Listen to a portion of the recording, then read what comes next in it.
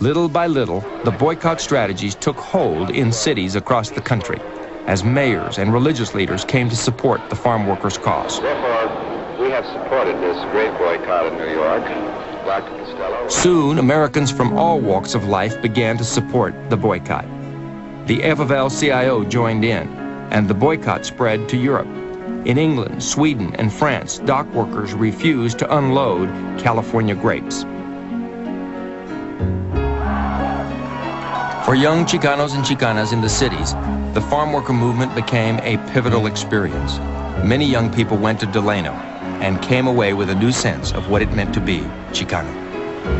I think it was the Farm Workers Union that really became the heart and soul of the Chicano movement, because it was the most visible in many instances, because it was the most vulnerable, because again we were supposed to have been the most ignorant and unorganized and isolated, and I can go on, yet people were still out there taking a stand in some of the most dangerous, brutal, vicious conditions that you can imagine, and yet people were out there. So I think they were really an inspiration.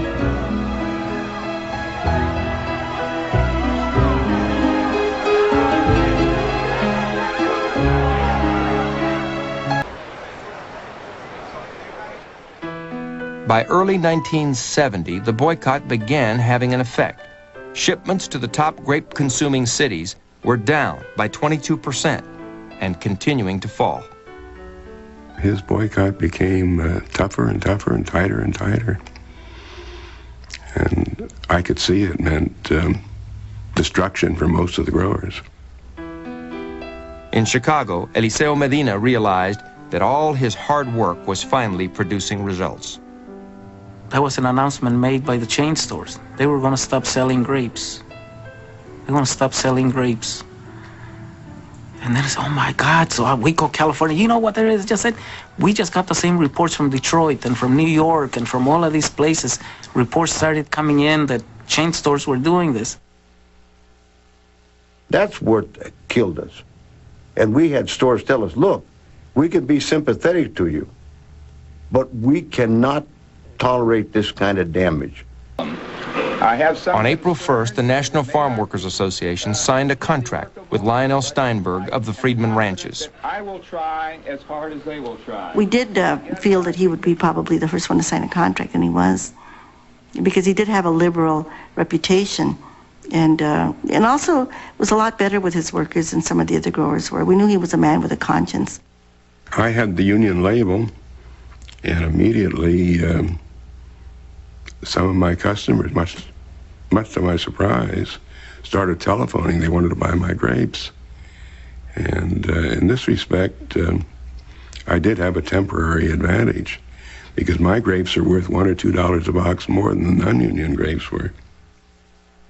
The dynamic of having union, you know, the union has a little black eagle. That's our union label. And growers were clamoring for that eagle.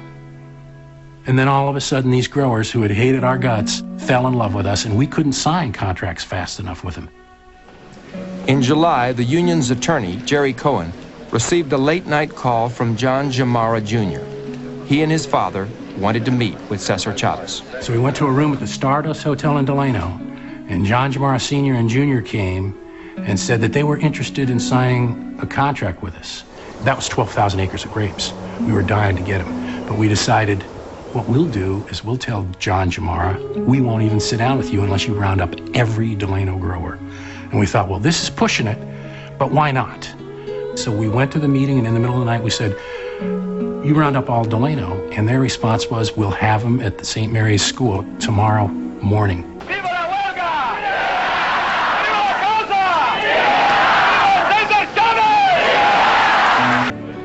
26 Delano growers signed contracts guaranteeing farm workers $1.80 per hour plus 20 cents a box, a hiring hall, seniority, and strict pesticide controls.